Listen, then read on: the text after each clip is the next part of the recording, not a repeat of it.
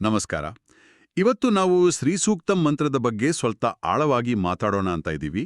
ಹೌದು, ಅಂದ್ರೆ ಆ ಮಂತ್ರದ ಹಿನ್ನೆಲೆ, ಅದರ ಶಕ್ತಿ, ಅದು ಹೇಗೆ ಬಂತು ಅನ್ನೋದ್ರ ಬಗ್ಗೆ. ಕರೆಕ್ಟ್. ಭೌತಿಕ ಪ್ರಗತಿ, ಸಂಪತ್ತು, ಸಮೃದ್ಧಿ ಇವೆಲ್ಲಕ್ಕೂ ಈ ಮಂತ್ರ ಯಾಕಿಷ್ಟು ಮುಖ್ಯ ಅಂತ ಹೇಳ್ತಾರೆ.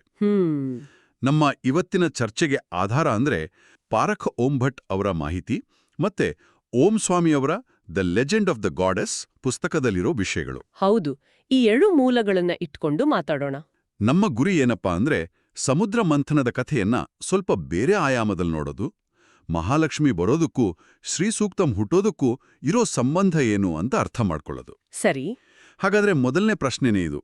ಸಮುದ್ರ ಮಂಥನ ಮಾಡಿದ್ದು ಕೇವಲ ಅಮೃತಕ್ಕಾಗಿ ಅಲ್ವಾ, ಅಥವಾ ಬೇರೆ ಉದ್ದೇಶ ಇತ್ತಾ? ಇದು ಆಕ್ಚುಲಿ ಬಹಳ ಮುಖ್ಯವಾದ ಪಾಯಿಂಟ್. ಸಾಮಾನ್ಯವಾಗಿ ಎಲ್ಲರೂ ಅಮೃತಕ್ಕಾಗೇ ಮಂಥನ ನಡೀತು ಅಂತ ಅನ್ಕೋತಾರೆ. ಹೌದು, ಅದೇ ಕೇಳಿ ಬರೋದು. ಆದ್ರೆ ಈ ಮೂಲಗಳ ಪ್ರಕಾರ ಒಂದು ಮುಖ್ಯವಾದ, ಬಹುಶಃ ಸ್ವಲ್ಪ ಸೀಕ್ರೆಟ್ ಆದ ಉದ್ದೇಶ ಅಂದ್ರೆ ಮಹಾಲಕ್ಷ್ಮಿಯನ್ನ ಪ್ರಕಟಗೊಳಿಸುವುದೇ ಆಗಿತ್ತು. ಓ ಹೌದಾ? ಹೌದು. ಯಾಕಂದ್ರೆ ಮಂಥನ ಶುರುವಾದಾಗ ಮೊದ್ಲು ಬಂದಿದ್ದು ಅಮೃತ ಅಲ್ಲ, ಅದು ಹಾಲಾಹಲ ವಿಷ. ಓ, ಆ ವಿಷದ ಬಗ್ಗೆ ಕೇಳಿದಿನೆ, ಭಯಂಕರವಾಗಿತ್ತು ಅಂತ. ಅಬ್ಬಾ, ಭಯಂಕರ ಅಂದ್ರೆ ಅದ್ರ ತೀವ್ರತೆ ಎಷ್ಟಿತ್ತಂತೆ ಅಂದ್ರೆ ಒಂದೇ ಒಂದು ಹನಿ ನೆಲಕ್ಕೆ ಬಿದ್ರೂ ಮೈಲ್ಗಟ್ಲೆ ಭೂಮಿ ಬಂಜರಾಗ್ತಿತ್ತು. ವಾಸುಕಿಗೆ ಕೂಡ ಅದರ ಶಾಖ ತಡ್ಕೊಳಕ್ಕಾಗ್ಲಿಲ್ಲ. ಅಂತಹ ಪರಿಸ್ಥಿತಿಯಲ್ಲಿ ದೇವತೆಗಳು ಏನ್ ಮಾಡಿದ್ರು? ಹೆದರ್ಕೊಂಡ್ರಲ್ವಾ? ಖಂಡಿತ. ಎಲ್ರೂ ಭಯಭೀತರಾಗಿ ಮೊದ್ಲು ವಿಷ್ಣು ಹತ್ರ ಹೋದ್ರು. ವಿಷ್ಣು ಏನ್ ಹೇಳಿದ್ರು? ವಿಷ್ಣು ಹೇಳಿದ್ರಂತೆ, ಇದು ಮಹಾದೇವನ ಕ್ಷೇತ್ರ, ಅಂದ್ರೆ ಲಯಕ್ಕೆ ಸಂಬಂಧಿಸಿದ್ದು. ಇದನ್ನ ನಿಭಾಯಿಸೋ ಶಕ್ತಿ ಅವನಿಗೆ ಇರೋದು.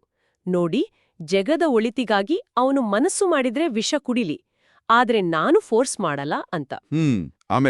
ಆಮೇಲೆ ದೇವತೆಗಳೆಲ್ಲ ಕೈಲಾಸಕ್ಕೆ ಹೋಗಿ ಮಹಾದೇವನನ್ನ ಪ್ರಾರ್ಥಿಸಿದ್ರು, ಜಗದ ಕಲ್ಯಾಣಕ್ಕಾಗಿ ವಿಷ ಕುಡಿಬೇಕು ಅಂತ. ಮಹಾದೇವ ಒಪ್ಕೊಂಡ್ರಾ? ಹೌದು, ಜಗದ ಹಿತಕ್ಕಾಗಿ ಒಪ್ಕೊಂಡ್ರು. ಆ ವಿಷ ಕುಡಿಯೋ ಸಂದರ್ಭದಲ್ಲಿ ವಿಷ್ಣುಗೂ ಮಹಾದೇವರಿಗೂ ಏನೋ ಒಂದು ಮಾತುಕತೆ ನೋಡ್ತು ಅಂತಾನು ಹೇಳ್ತಾರಲ್ವಾ? ಹೌದು, ಒಂದು ಸಣ್ಣ ಸ್ವಾರಸ್ಯಕರವಾದ ಮಾತುಕತೆ. ಮಹಾದೇವ ವಿಷ್ಣುವನ್ನ ನೋಡಿ, ನಾರಾಯಣ ನೋಡು, ನಿನಗೋಸ್ಕರ ಇದನ್ ಮಾಡ್ತಿದ್ದೀನಿ ಅಂದಾಗ ವಿಷ್ಣು ನಗ್ತಾ, ಸ್ವಾಮಿ, ನೀವಿದನ್ನ ಲೋಕ ಕಲ್ಯಾಣಕ್ಕಾಗಿ ಮಾಡ್ತಿದ್ದೀರಿ ಅಂತ ನಮ್ಗೆಲ್ಲ ಗೊತ್ತಿದೆ ಬಿಡಿ ಅಂದ್ರಂತೆ. ಅದಕ್ಕೆ ಮಹಾದೇವ ಸ್ವಲ್ಪ ತಮಾಷೆಯಾಗಿ, ಲೋಕ ನಡೆಸೋದು ನನ್ನ ಕೆಲ್ಸ ಅಲ್ಲಪ್ಪ, ಲಯ ಮಾಡೋದು ನನ್ನ ಕೆಲ್ಸ ಅಂತ ಹೇಳಿ ಆ ವಿಷವನ್ನೆಲ್ಲ ಪೂರ್ತಿಯಾಗಿ ಕುಡಿದ್ಬಿಟ್ರು. ಆಮೇಲೆ ಅದನ್ನ ಕಂಠದಲ್ಲಿ ನಿಲ್ಸ್ಕೊಂಡ್ರು, ನೀಲ್ಕಂಠ ಆದ್ರು. ಕರೆಕ್ಟ್. ನೀಲಕಂಠನಾಗಿ ಎಕ್ದಮ್ ಶಾಂತವಾಗಿ ಅಲ್ಲಿಂದ ಹೊರಟು ಹೋದ್ರು. ಸರಿ, ಈ ವಿಷದ ಸಮಸ್ಯೆ ಮುಗೀತು. ಆಮೇಲೆ ಮಂಥನ ಮುಂದುವರಿತು. ಆಗ ಬೇರೆ ಏನೇನ್ ಬಂತು? ಕಾಮಧೇನು. ಹೌದು, ಮೊದಲು ಇಷ್ಟಾರ್ಥಗಳನ್ನ ಪೂರೈಸೋ ಕಾಮಧೇನು ಬಂತು. ಅದನ್ನ ದೇವಗುರು ಬೃಹಸ್ಪತಿಗೆ ಕೊಟ್ರು. ಸರಿ. ಆಮೇಲೆ ತುಂಬ ವೇಗದ ಸುಂದರವಾದ ಕುದುರೆ ಉಚ್ಚೈಶ್ರವಸ್ ಬಂತು. ಓಹೋ.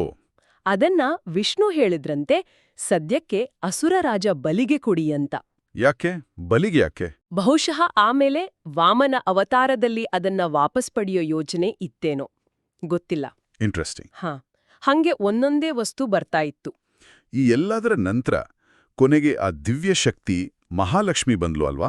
ಹೌದು, ಸಾವಿರಾರು ಸೂರ್ಯರ ಪ್ರಭೆಯೊಂದಿಗೆ ಸಮುದ್ರದಿಂದ ಮಹಾಲಕ್ಷ್ಮಿ ಉದ್ಭವಿಸಿದಳು. ಆ ತೇಜಸ್ಸು ನೋಡಿದ ತಕ್ಷಣ ದೇವತೆಗಳು, ಅಸುರರು ಎಲ್ಲರಿಗೂ ಗೊತ್ತಾಯ್ತು, ಇದು ಸಾಮಾನ್ಯ ಸ್ತ್ರೀ ಅಲ್ಲ, ಸಾಕ್ಷಾತ್ ಆದಿಶಕ್ತಿ ಅಂತ.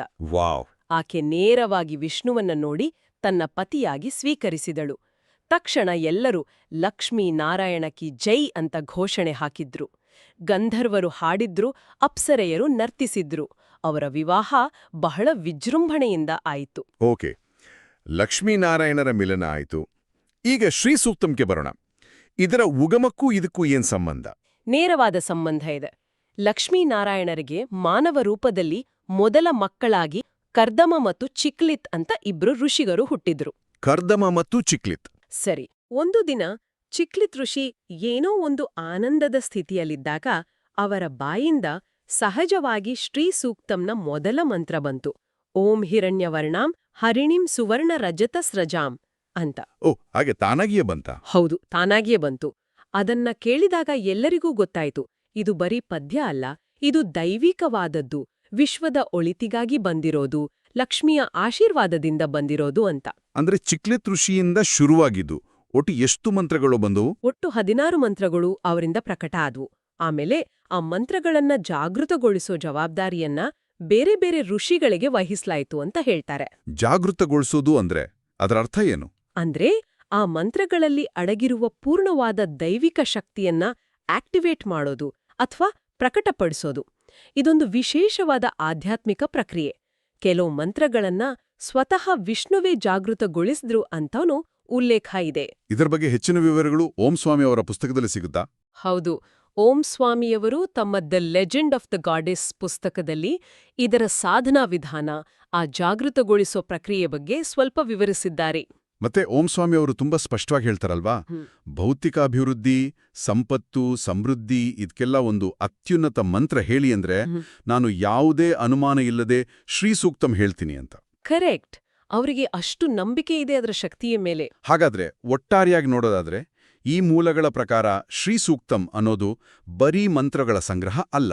ಖಂಡಿತ ಅಲ್ಲ. ಇದು ಸಮುದ್ರ ಮಂಥನದಂಥ ಒಂದು ದೊಡ್ಡ ಕಾಸ್ಮಿಕ್ ಘಟನೆಯಿಂದ ಹುಟ್ಟುಕೊಂಡಿರೋದು. ಹೌದು. ಮಹಾಲಕ್ಷ್ಮಿಯ ಆಗಮನದ ಜೊತೆ ನೇರ ಸಂಬಂಧ ಇರೋದು, ಆಕೆಯ ಅನುಗ್ರಹದಿಂದ ಬಂದಿರೋದು. ಮುಖ್ಯವಾಗಿ ನಾವು ಗಮನಿಸಬೇಕಾದ ಅಂಶಗಳಂದ್ರೆ ಮಂಥನದ ಗುರಿ ಲಕ್ಷ್ಮಿ ಆಗಿರಬಹುದು ಅನ್ನೋದು, ಶ್ರೀಸೂಕ್ತಂ ನೇರವಾಗಿ ಲಕ್ಷ್ಮಿಯ ಮಕ್ಕಳಿಂದಲೇ ಬಂತು ಅನ್ನೋದು, ಮತ್ತೆ ಆಧುನಿಕ ಗುರುಗಳು ಲೌಕಿಕ ಅಭಿವೃದ್ಧಿಗೆ ಇದನ್ನ ರೆಕಮೆಂಡ್ ಮಾಡ್ತಾರೆ ಅನ್ನೋದು. ಹೌದು. ಇವು ಮುಖ್ಯವಾದ ಒಳನೋಟಗಳು. ತುಂಬಾ ಸ್ವಾರಸ್ಯಕರವಾದ ವಿಷಯ. ಹಾಗಾದ್ರೆ ಈ ಮಂತ್ರಗಳು ಭೌತಿಕ ಸಂಪತ್ತನ್ನು ಕೊಡುತ್ತೆ ಅನ್ನೋದು ನಿಜ ಇರ್ಬೋದು. ಆದರೆ ಕೊನೆಯದಾಗಿ ಒಂದು ಯೋಚನೆ. ಈ ಮಂತ್ರಗಳನ್ನ ಪಠಿಸೋದು ಬರೀ ಲೌಕಿಕ ಲಾಭಕ್ಕಷ್ಟೇ ಸೀಮಿತವಾಗಿರ್ಬೇಕಾ? ಅಥವಾ ಇವು ಇನ್ನೂ ಆಳವಾದ ಆಧ್ಯಾತ್ಮಿಕ ಬದಲಾವಣೆಗೂ ದಾರಿ ಮಾಡಿಕೊಡ್ಬೋದಾ? ಈ ಪ್ರಶ್ನೆಯೊಂದಿಗೆ ಇವತ್ತಿನ ಚರ್ಚೆಯನ್ನು ಮುಗಿಸೋಣ ಅನ್ಸುತ್ತೆ. ಖಂಡಿತ. ಇದು ಯೋಚಿಸಬೇಕಾದ ವಿಷಯವೇ.